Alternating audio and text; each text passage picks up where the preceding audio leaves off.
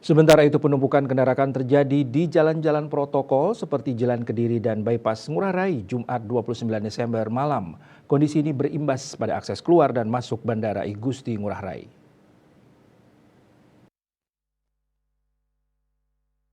General Manager PT Angkasa Pura I Bandar Udara Internasional I Gusti Ngurah Rai, Handi Haryuditiawan, saat dikonfirmasi tak menampik kondisi tersebut. Menurutnya, penumpukan kendaraan akibat dari peningkatan jumlah wisatawan yang berlibur yang turut mempengaruhi kepadatan aktivitas di berbagai jalan akses termasuk dari dan menuju Bandara Ngurah Rai. Berdasarkan pengamatannya, penumpukan kendaraan mulai terlihat sekitar sejak pukul 13.00 WITA di jalan akses dari dan menuju bandara. Untuk itu sebagai salah satu upaya penanganan, Angkasa Pura I AP1 bersama Polres Bandara dan TNI AU berupaya menyesuaikan alur kendaraan sejak nampak potensi kepadatan.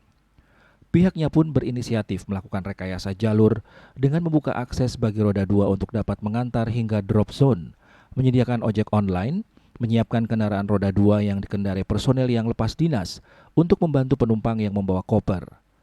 Troli disiapkan di dekat akses kendaraan agar penumpang terbantu membawa bagasi dan penyediaan 2 unit bogie car untuk mobilisasi penumpang lansia, penumpang dengan anak dan penumpang yang membawa banyak bagasi. Dikatakan personel aviation security dan petugas parkir dengan tambahan personel juga berupaya melakukan pengaturan lalu lintas. Tak hanya di jalan menuju bandara, di jalan-jalan protokol lainnya, lalin juga sangat padat. Seperti Jalan Kediri dan Bypass Ngurah Rai, sehingga berimbas pada akses keluar dan masuk bandara.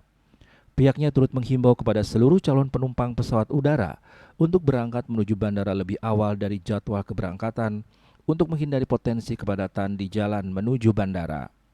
Disebutkan pihaknya telah melakukan koordinasi dengan pihak airlines agar dapat menyesuaikan jadwal keberangkatan dengan pertimbangan situasi kepadatan di wilayah Bali.